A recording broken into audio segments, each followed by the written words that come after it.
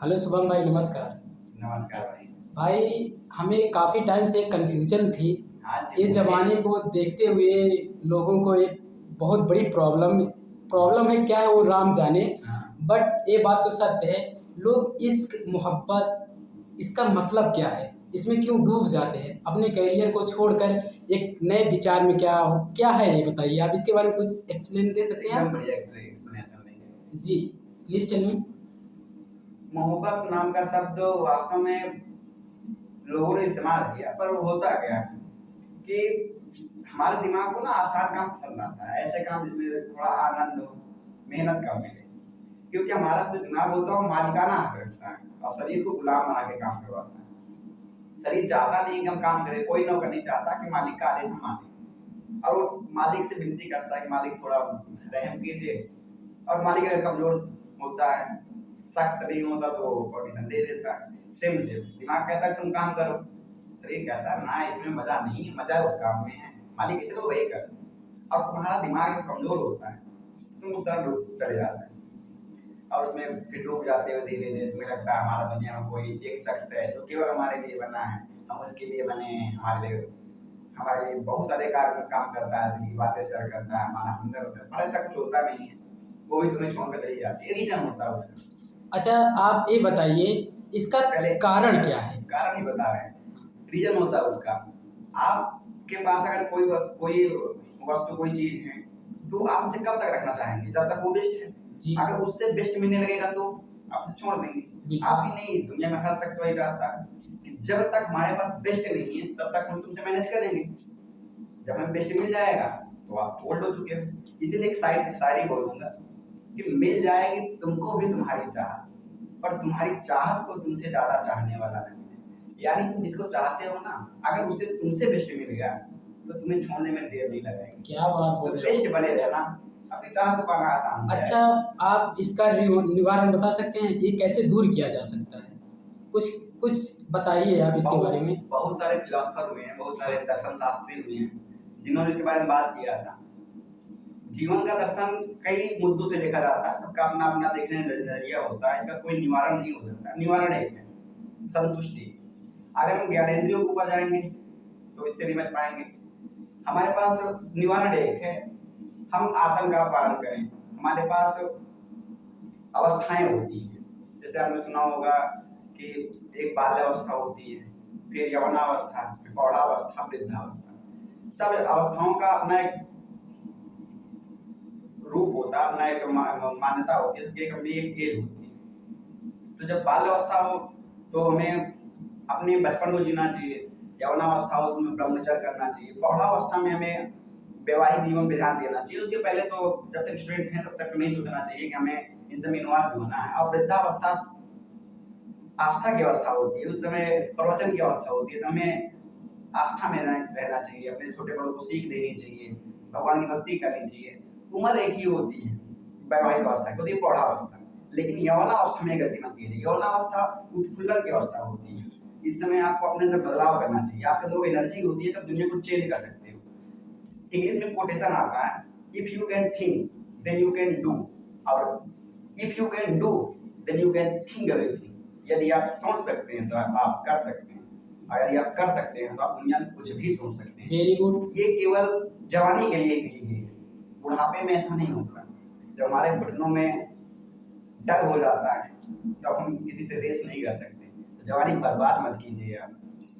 अच्छा, आपसे एक क्वेश्चन और है, लास्ट जरूर क्वेश्चन। पूछिए। क्या आपको कभी मोहब्बत जैसी कोई फीलिंग्स आई है? कभी बहुत बार मोहब्बत हुई हुई है है? मोहब्बत। मोहब्बत ना हो तो शायद आगे बढ़ने का मोटिवेशन ही खत्म हो जाए, नहीं, प्रेरणा नहीं मोहब्बत होगी। तो इंसान को हर चीज़ में हो जाती है। मोहब्बत का कोई रूल नहीं होता, कोई पार्ट नहीं होता। बट मोहब्बत कोई, जैसे मोहब्बत हम समझ रहे हैं, इश्क ये नहीं किताबों से इश्क कर लो, मतलब कुछ अलग तरीके का इश्क। हम क्या कहना चाहते हैं, आप समझ रहे हैं हमारी बातों हम को? समझ रहे हैं। तो उसका एक्सप्लेन करिए आप। इश्क तो हुआ है, लेकिन खासकर किसी ऐसे शख्स से नहीं हुआ कि उसका गलत अर्थ निकाला जाए। मुझे अपने दोस्तों से इश्क हुआ था कुछ। हम तो एक क्वेश्चन आपसे नहीं किया, मैंने आपसे एक क्वेश्चन किया कि देखो, इश्क का तो कई पार्ट होते हैं, अब किस में जाए वो नहीं पता। हम जिस टॉपिक का बात करें, हम नाम तो लेना नहीं चाहते, उस टॉपिक के बारे में बताइए कि आपको कभी ऐसा महसूस हुआ है कि किसी किसी के दबाव से या किसी कारण से या कोई ज़बरदस्ती आपको फीलिंग में एक्टिव किया हो? शायद ऐसा हुआ था। हुआ था? तो कुछ शायद। कुछ बताएँगे उसके बारे में थोड़ा बहुत? एक पॉइंट लास्ट क्वेश्चन है, इसके बाद कोई क्वेश्चन नहीं करेंगे आपसे हम। पक्का? पक्का नहीं करेंगे बिल्कुल, इसका लेकिन जवाब देना पड़ेगा आपको। पक्का नहीं। हाँ, दीजिए। कुछ बदलाव का मौसम था, कुछ दोस्त साथ में रहते थे। कोई शख्स था जो बार-बार आगे पीछे हुआ करता था, हमारी बातों का ध्यान रखा करता था, सारी बातें सुना करता था, बहुत सारी बातें फॉलो किया करता था। उसे लगता था कि हमसे दोस्ती कर ले, बट इसके जैसा उसमें कुछ था नहीं मुझे लगता है। उसकी उनकी तरफ से हो सकता है, मेरी तरफ से नहीं था। बहुत दिन फॉलो करने के बाद मुझे लगा कि नहीं, किसी को दोस्ती के लिए इतना तड़पाना अच्छी बात नहीं होती। तो हमने भी दोस्ती के लिए हाँ बोल दिया था। और वो दोस्ती ही थी कि 2-4 महीने तक चली थी। उसके आगे शायद बढ़ नहीं पाया था, लेकिन शायद वो दोस्ती भी इतनी मजबूत नहीं थी, ज़्यादा लंबी चल पाती। बट हमारा समय के क्वेश्चन साथ का आंसर ये नहीं है। वो हमारे क्वेश्चन का आंसर क्या है? हमने बोला दोस्ती नहीं, दोस्ती और इश्क में बहुत डिफरेंट है, लोगों से सुना है हमने। तो अगर क्या वो आपकी दोस्ती थी कि आपका इश्क था? अगर दोस्ती लड़कों से हो तो उसे दोस्ती कहते हैं, दोस्ती लड़कियों से हो जाए तो इसमें बदल जाता है, लेकिन बदल नहीं पाया। लेकिन हमारे अंदाज से आजकल का एक ट्रेंड चल रहा है, दोस्ती गर्ल्स एंड बॉय में सब में होती है, और जो दोस्त होता है वो कभी बॉयफ्रेंड नहीं हो सकता, जो बॉयफ्रेंड होता है वो कभी दोस्त नहीं हो सकता। तो हाँ, बहुत सारे दोस्त हैं जो गर्लफ्रेंड बॉयफ्रेंड बन सकते हैं बाद में, लेकिन बहुत सारे दोस्त हैं कि दोस्त ही रहते हैं आजीवन। तो आपको वो क्या था, इश्क था कि दोस्ती थी? दोस्ती थी। दोस्ती थी। इश्क तो क्या मतलब इसका मतलब आपके अंदर एक्सपीरियंस है ही नहीं फीलिंग्स का, तो आप फीलिंग्स बारे में इतना कैसे जानते हैं? एक्सपीरियंस बहुत है। मम्मी के साथ एक्सपीरियंस है, मम्मी के साथ मुझे प्यार हुआ है, पापा के साथ हुआ है, अपनी सिस्टर हैं उनके साथ भी शायद जितना इश्क में लोग बातें शेयर करते हैं उससे ज़्यादा शायद सिस्टर के साथ शेयर हो जाता है, कोई बातें नहीं छुपती। तो इश्क तो हुआ है। मतलब बस इसका मतलब ये है, इश्क आज भी जिंदा है, लेकिन उसका गलत इस्तेमाल लोग बहुत हाँ, ज़्यादा तेजी से कर रहे हैं ना? बहुत। कहा जा सकता है प्यार की एक पहचान होती है। कहा जाता है, मैं एक बात कहता हूँ, कुछ लोग कहते हैं कि प्यार में सब कुछ छोड़ देना चाहिए, सब कुछ त्याग देना चाहिए। गलत कहते हैं लोग। प्यार में सब कुछ पा लेना चाहिए। प्यार संबंधों का मेल होता है, संबंधों को तोड़ने वाला प्यार नहीं कहलाता। भगवान श्री कृष्ण थे, उन्होंने भी प्यार किया राधा से, लेकिन जब लगा कि नहीं, इससे संबंधों को हानि पहुंचेगी, तो भगवान ने भी ये सीख दी कि प्यार का अर्थ ये कभी नहीं होता कि आप उसे पा लो। जीवन भर चाहते रहना ही प्यार होता है। किसी को पा जाने से उसके प्रति चाहत खत्म हो जाती है। बहुत प्यारी पंक्ति आती है कि जब आप किसी फूल को पसंद करते हैं उसे तोड़ लेते हैं, और अगर उसमें प्यार करते हैं तो उसे संजो कर रखते हैं। जिसे आप प्यार करोगे ना, उसे संजो के रखोगे। जिसे आप तोड़ दोगे उसे आप पसंद करते हो। तो लोग दुनिया में आके पसंद करते हैं, उसे भी प्यार का नाम दे देते हैं। क्या मैं आपसे एक सवाल और पूछ सकता हूँ? बिल्कुल। क्योंकि मैंने आपसे बोला था कि लास्ट क्वेश्चन, बट हमारे मन में एक सवाल और है। अच्छा, लोग आजकल के ज़माने में कुछ ऐसा चल रहा है कि जब मोहब्बत पहले करते हैं, हाँ मैं तुम्हारे बिना नहीं रह सकूँगी, वो बोलते हैं मैं तुम्हारे बिना नहीं रह सकता, बट कुछ स्थितियाँ ऐसी आ जाती हैं दोनों को अलग होना पड़ता है ना?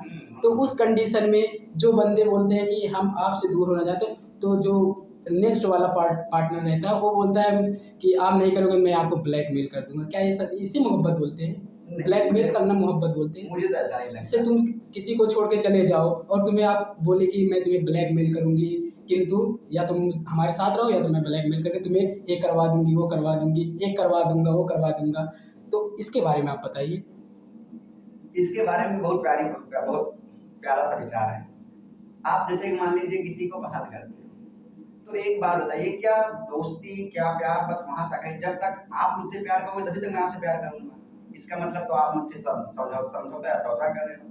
अगर मैं तुमसे प्यार कर रहा हूँ, तुम भी मुझसे प्यार कर रहे होते, तो बराबरी का सौदा हो गया। मैं जब तक तुम्हें याद करूंगा, तुम तब तक मुझे याद करोगे। मैं जब तक तुमसे दोस्ती रखूंगा, तब तक तुम मुझसे दोस्ती, ये तो सौदा हो गया। दोस्ती, प्यार, मोहब्बत, ये सौदा नहीं होता। ये ऐसा होता है कि अगर आपने खत्म भी कर दिया, लेकिन मेरे तरफ से जीवन बन रहेगा। हर शख्स बदल जाए ये जरूरी नहीं होता। कुछ बातें होती हैं जो लोग कहते हैं कि मैं तुम्हारे बगैर जी नहीं सकता। झूठ कहते हैं लोग। जीते तो लोग खुद के बगैर भी हैं, खोकर। तो हर कोई हर किसी के बगैर जी सकता है, ऐसी कोई भी बात नहीं होती है। लेकिन बोलने के लिए कुछ भी लोग बोल लेते हैं ताकि सामने वाला इंप्रेस हो सके। दुनिया का हर शख्स जानता है कि वो किसी के जख्म का मरहम नहीं बन सकता, पर शौक होता है उसे कि इलाज तो हम ही करेंगे। अच्छा, इसका मतलब आया है अकेले, जाएगा भी अकेले। अकेले रहना सीख लो। बस single is the best life. मतलब दोस्तों, अब मिलते हैं नेक्स्ट वीडियो में। तब तक के लिए आप लोग इसको समझिए, सोचिए और शुभम भाई को आगे तक पहुंचाइए। वो खूब सारी मेहनत कर रहे हैं हमारे भाई शुभम भाई। धन्यवाद। थैंक यू दोस्तों।